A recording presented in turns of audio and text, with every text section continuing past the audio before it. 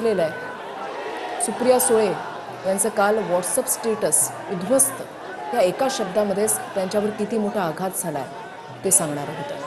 हे दृश्य आपण या ठिकाणी पाहतोय की सुप्रिया सुळे, सुनेत्रा पवार या ठिकाणी त्यांना घेऊन येतात, कारण सुनेत्रा पवार यांचं दुःख किती मोठं आहे याची कल्पना सगळ्यांनाच आहे.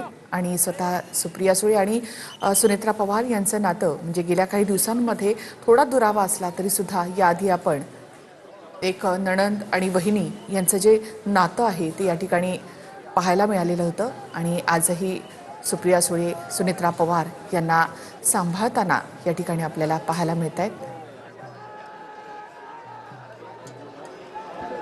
तर निवडणुकांमध्ये दोघांनी एकमेकींच्या विरोधामध्ये निवडणूक लढवली, मात्र कुटुंब म्हणून ते नेहमीच एकत्र राहिले. आणि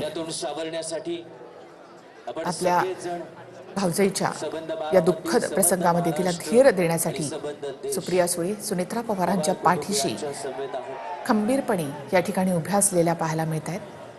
या दुःखामध्ये त्यांना साथ देण्यासाठी, त्यांचं दुःख वाटून घेण्यासाठी एक दादाची बहीण म्हणून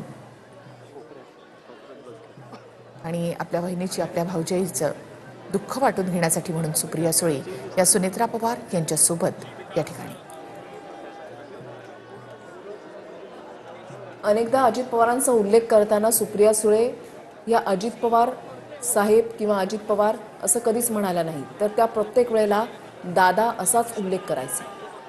अजित दादा किंवा दादा आता बोलेल अशा पद्धतीनंच त्या माध्यमाला प्रतिक्रिया द्यायच्या. आता महानगरपालिकांच्या निवडणुकांमध्ये ज्या वेळेला दोन्ही राष्ट्रवादी एकत्र आले तर त्यावेळेला सुद्धा त्यांच्या त्याच भावना होत्या. ही दृश्य आपण पाहताय. सुनेत्रा पवार यांचं दुःख आज कुणीही समजू शकणार नाही. सुनेत्रा पवार आणि अजित पवार यांच्या बहीण ज्या आहेत, ज्यांनी नेहमीच अजित पवारांना कठीण प्रसंगामध्ये नेहमीच साथ दिली. कुटुंबामध्ये कधी दुरावा आला नाही, मात्र जे काही राजकीय निर्णय झाले त्यामध्ये सुद्धा त्यांनी नेहमीच त्यांना साथ दिलेली होती. आणि इथे आपण पाहतोय की सुनेत्रा पवार त्यांचं दुःख तर आपण समजू शकत नाही. या ठिकाणी एक भाऊ जाण्याचं, एक पती या ठिकाणी जाण्याचं दुःख या ठिकाणी एक बहीण, एक पत्नी या ठिकाणी अनुभवते. या दुःखामधून बाहेर येण्यासाठी सुनेत्रा पवारांना बराच काळ जाईल, कारण आतापर्यंत 37 वर्षांची ही साथ. तर सुनेत्रा पवार, अजित पवार यांची लव्ह स्टोरी देखील समोर आलेली होती की कधी त्यांचं लग्न झालं, कसं लग्न झालं, दोघांमध्ये किती समन्वय होता. तर याचे अनेक असे किस्से देखील आहेत.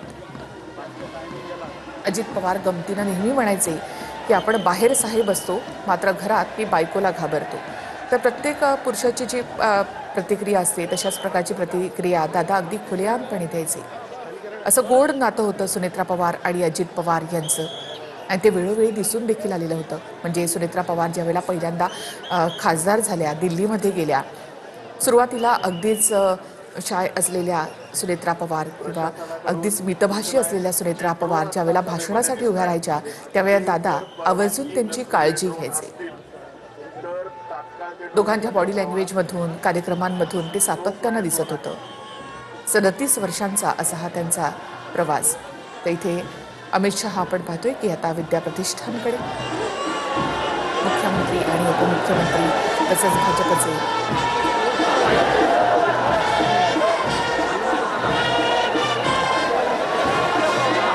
आपल्या लाडक्या आदरणीय अजितदादांना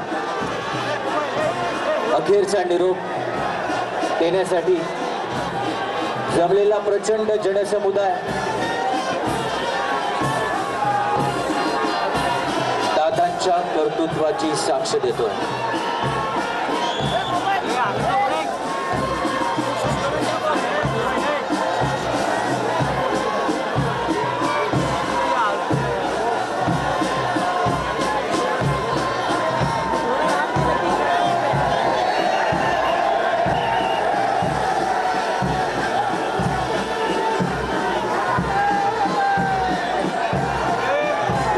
पोलीस बँड पथक,